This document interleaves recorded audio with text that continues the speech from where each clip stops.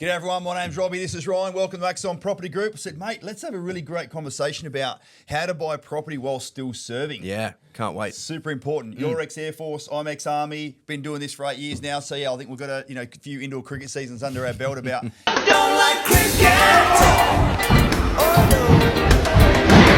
how to sort of get it right and how to get it wrong. Let me just start philosophically. Let's just go straight to the main topic, veteran suicide and the stress that people find themselves when they don't have access to a guaranteed income. Yep. What I mean by that, you guys all know this, right? If you're still serving, if your heart is beating and you can put your uniform on every second Thursday, is it still Thursday? I think so.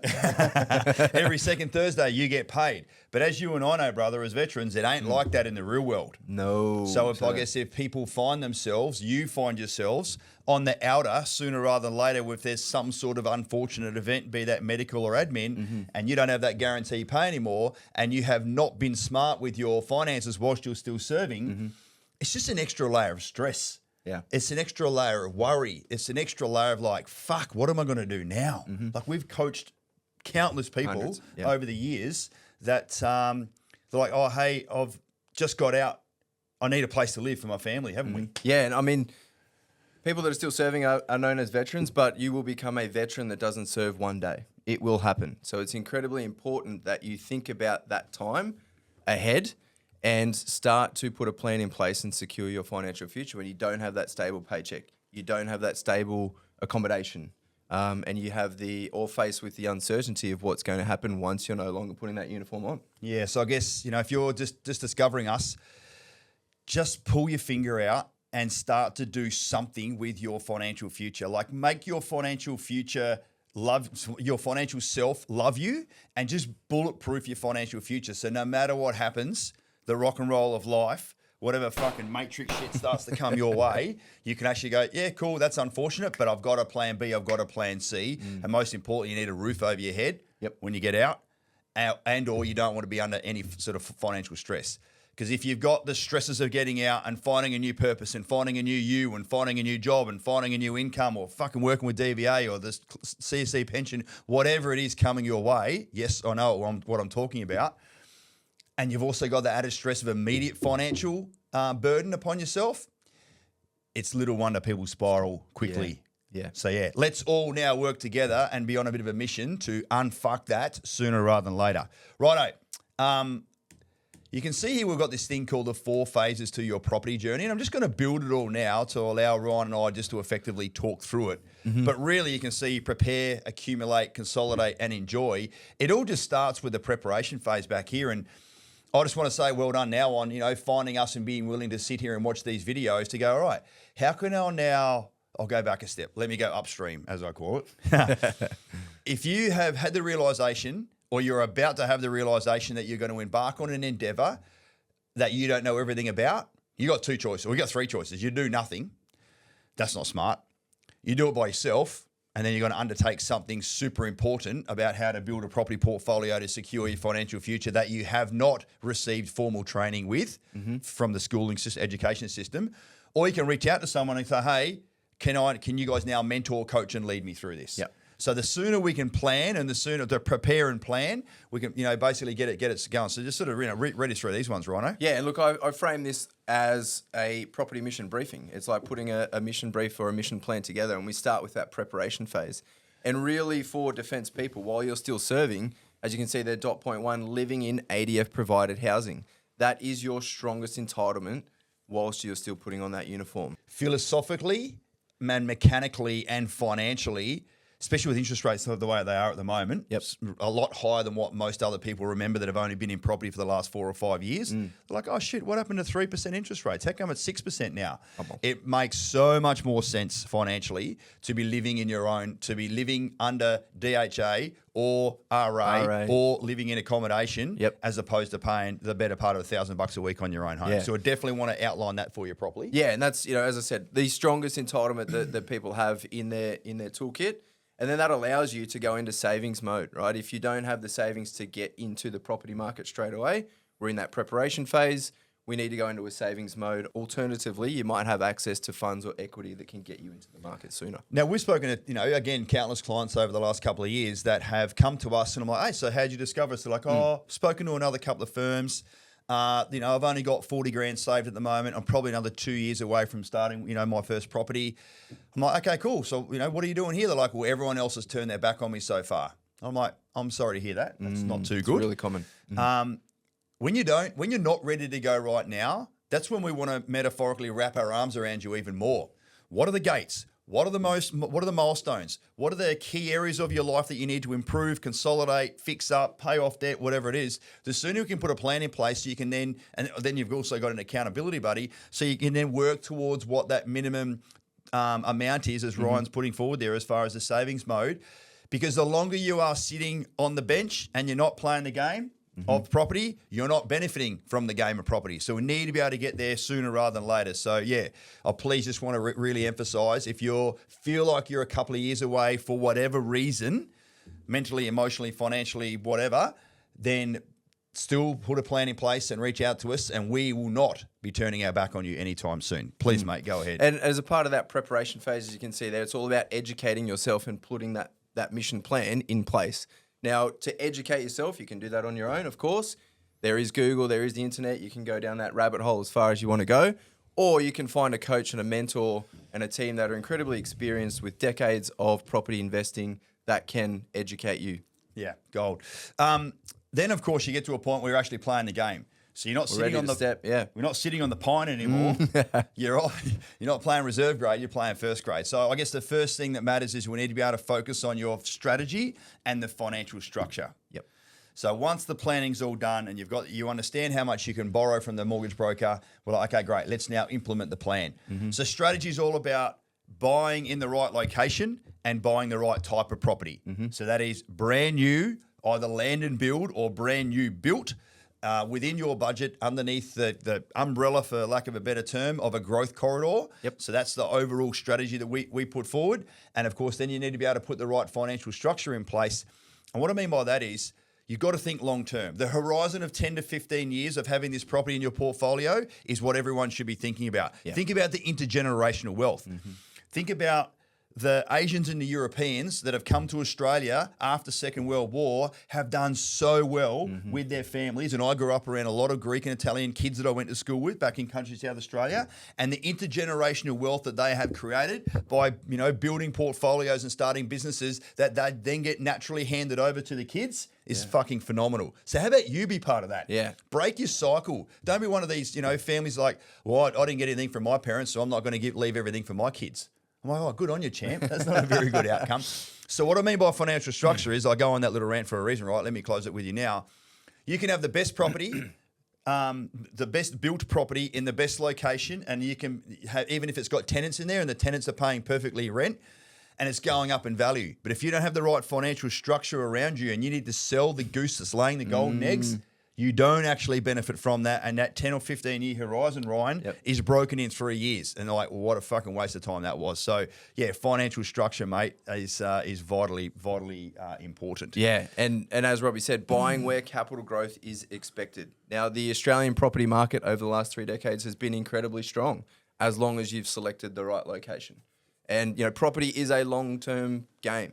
It is a long-term investment. We're talking decades. And that goes back to that intergenerational wealth, where if you bought properties in Melbourne or Sydney or Brisbane 20, 30 years ago, you've incurred about 300 to 500% growth. Not so much if you go out to regional centres and things like that. So it's really, really important to buy where capital growth is expected.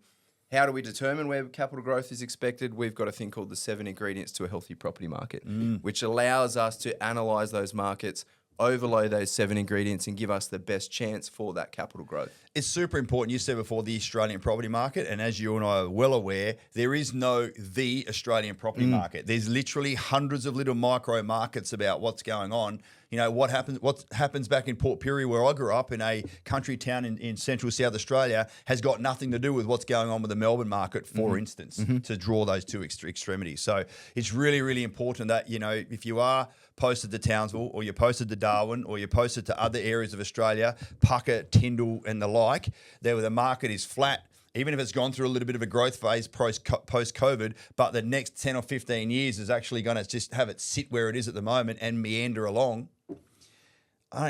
Meandering's a fucking rubbish term. You don't want your portfolio to meander along. You want it to be in some sort of growth mode. So yeah, just having that extra layer of coaching and education about where to buy becomes vitally important. I think that's a common pitfall with defence people, is that they can get wrapped up and want to buy in their posting location. And if you're looking at buying a property in a place like Townsville or Darwin or even Perth, Cairns, when we look at that capital growth and the 7 ingredients, it's a mistake, or can be a mistake, to pull the trigger on your entitlements, jump into a home where you're paying $1,000 a week in a location where the property's not going to go up in value. Yeah, and especially compared to other areas, for sure. Of course, you shouldn't put all your eggs in one basket. So, if you're going to build a portfolio, make sure that portfolio is spread around different areas. We've got a number of clients that have built 3 properties here in Southeast Queensland, but they got one on the sunny coast, one out west, one down south. So, they're diversifying underneath the same umbrella. But again, those markets are interconnected that strongly. But ideally, if you can buy one in Southeast Queensland, one in Melbourne, one in another area, whatever that looks like, borderless mindset's a great term. I love it when he comes up with a saying for a change. I did not come up with that.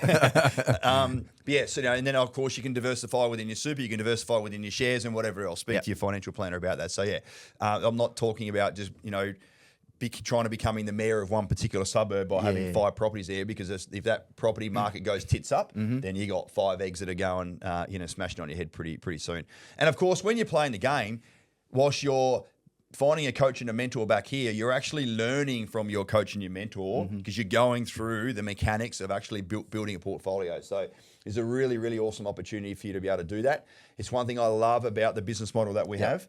I didn't create this business to, jam properties down people's throats. I created this business to generate a community. And by the middle/end of this year, we would have built 600 properties for the defence community that's own home and investment properties. And I love the fact that I'm mates with all those people, as you are, really close. You've been with us for two and a bit years. And I know you've got really strong relationships with the people that you coached back in the day that are now coming back around to buy their second and third properties. So, it's a really great opportunity just to really learn from your coach and your mentor. And we want to become friends/mates with our clients, because in the name of mateship, just put your military hat back on. Mates don't let mates down. Mates don't bullshit to each other. Mates stand by next to each other during the good times and the bad times. So, that's exactly what we're trying to do here. So, welcome. If that resonates with you, then you're definitely in the right place. And then, of course, when you're in your accumulation phase, every few years at the maximum, you should be looking to refinance, restructure, see if there's a better deal out there. So keep working with your mortgage broker to always make sure, I'll go back to my first point, that the financial structure that you have around your portfolio is super optimized. Yep. Then we get to a point which you and I both discovered with a couple of clients. They're like, cool, we've got 3 or 4 properties. We just want to consolidate now. Yeah. And guess what? At that point, you stop buying. And either you come to that decision and you do that on your own, or you may reach a T-junction depending on salaries and circumstances where you are at a maximum borrowing. And now you just naturally progress into consolidation phase, where it is now about allowing the rents to rise until there's passive income in those properties, the debts come down, and you're just cruising from there. Yeah. As you and I experienced that some people value, well, all of us place different values on different things. Yes. In the accumulation phase, it's all about capital growth. Yep. There's no passive income that you need to be able to create when you're in the accumulation phase, because when you're doing that, you want to be able to access the equity to then go and buy another property, right? But then, of course, as Ryan has just said, we need to be able to allow those rents to rise, because every time you access equity, it does impact your cash flow, because you're going to go and buy another asset. So that the payment of that asset needs to come from somewhere.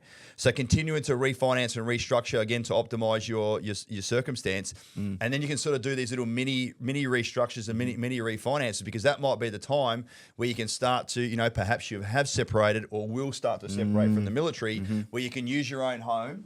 You can buy your dream home / I'll go back. Not many people get out of the military and launch into their dream home straight away. No. Because if you've been in the rock and roll of the posting cycle and you've been living in 3, 4, 5, 6 different areas over your 5, 10, 15, 20 year career, a lot of people don't really know where they want to settle. I often ask a lot of the clients, where's your dream home going to be? And they're like, don't know. We don't know yet. Got no and idea. What do you say? Yeah. good. Or it's all good. You don't We have don't to know need now. to. Yeah. Yep. But yeah, so even if it may or may not be your dream home, but yeah, certainly depending on how you have restructured, how you have gone with the use of your entitlements, government and Defence Force so far, you may be able to still use some of your ADF housing entitlements, particularly DOHAS, which we'll cover off on a later video about how to get that DVA subsidy on your home. So yeah, don't be afraid of the consolidation phase. It's it's there for a reason. You don't prepare, accumulate, and go straight into like enjoyment phase. You need to stop buying and do all those things that Ryan and I have just covered. And off that on there. also might be coming back to what we were talking about at the start of this presentation is you might be discharging voluntarily or not, and you could be at that consolidation phase where one of those properties or the property that you've got you might need to move into. Yeah, very true, So very true. It's like, hey, Mr. and Mrs. Tenant, we need you to break lease because I need a roof over my head. Exactly. Yeah. And obviously different states have different laws around that. So make sure you do engage with your property manager, see what the feasibility of that looks like. I've got a 5 in front of my age. Yep. You not yet. No, way off. Quite a way off, a decade off or so. But, let me reassure you, buddy, you'll blink your eyes 5 times and you too will be bloody 50 and still looking as fit as a fiddle. But and I'm not as old as this gentleman down here either, looking anyway. But look, at the end of the day, when you have signed the dotted line, committed your life to service, spent time away, put your life in danger, and hopefully build a bit of a portfolio along the way so you're not on the bones of your ass financially when you do want to get out, and we can effectively, what am I trying to say here? Let's take control of your financial future separate to what's going to go on from a superannuation perspective. As a 52-year-old, I've got $850 fucking something $1,000 sitting down in Canberra somewhere that one day in another 10 years or so I'll be able to get access to. I ain't fucking waiting till then. Yep. I don't want you to wait till then. So let's really take control of what your retirement looks like, because if you do get medically separated and you do become retired, a lot sooner, you're not going to have any super because you start to cannibalize it straight away on any sort of pension that you might be on. So yeah, let's really make sure that all the work that you've done professionally and personally, you can get to a point where you do enjoy your life. You don't have a mortgage on your own home anymore. You're not stressed about money. You can fucking go do whatever you want and live life with no regrets. This is ultimately all about that acronym out there that's called FIRE, which is Financial Independent, Retire Early. And if people are separating from the military but before retirement, they might be in a position where they don't need to jump back into the workforce because they've got property portfolio, they've got no mortgage, and they're stress-free and they can live off that passive income. Yeah, love it. All right, so hopefully you found that really, really helpful there about the macro 4 phases of your property journey. And just do something. I don't care if you buy a property or not, but doing nothing is not feasible. You just can't get. I've just recently, and the reason why I'm so passionate about this, a young guy that bloody used to play my footy team up in Townsville. I coached him a couple of nights ago. He's in his early 40s now. He's got an amazing family with his wife, 3 young kids, 3 under 5. And he is so happy with the family that he's built and the 20-plus career that he's had. But he's shitting himself financially. No names, no pack drills, but he's like, all right, but I haven't got anything to show financially for all the money I've earned, the places I've gone, the things I've done, except for my amazing family. And they're like, they've watched these videos now, similar to what you're watching, and they've had that little light bulb moment going, ooh, separate to my superannuation that I can't get access to for another 20 years, babe. That's his missus, by the way. He doesn't call me babe. He's like, we need to start doing something, with our future. So, you don't need to wait till you're in your 40s to have that realization. But how good is it when you and I coach clients in their 20s and they come to us and they're like, nah, I want to start thinking about my retirement now. It's phenomenal. I'm like, whoa. I was not thinking about my retirement in my 20s. Not a fucking chance. That was in the early 90s, by the way, and then when there was no internet. But it's so good when people have time on their side that you and I can sort of reflect back and go, when you do become 40 and 50 and you bought your first property in your 20s, that future self that I mentioned 20 minutes or so ago is going to love you. Yeah. Start taking steps towards it right now. Hey, one thing I do know, mate, is that when people see you and I converse and we've got that passion, we've got that context, we've got that sort of ability to be able to pass on all things ADF property that no one else can deliver in the same way, it's pretty cool. So I hope all of you enjoy. Like, we love presenting it to you.